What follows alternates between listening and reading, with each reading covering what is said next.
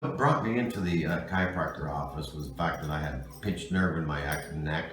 I had severe pain from my shoulder down to my elbow, and it was constant. Any riding in cars with just the up and down motion caused severe pain, and it was just very annoying and painful. Aspirin, Tylenol wouldn't help take the pain away. I went to the doctor. They said I have pinched nerve, took x-rays, and that was the end of it.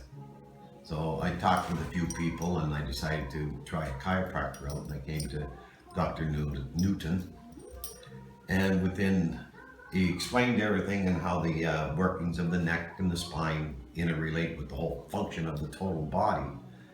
And I started treatments with him, and within 4 to 5 treatments, the pain in my shoulder was completely gone, and the use of my neck turned my head sideways, looking over left and right shoulder. I had regained complete mobility, something that I haven't had in my neck for over 30 years.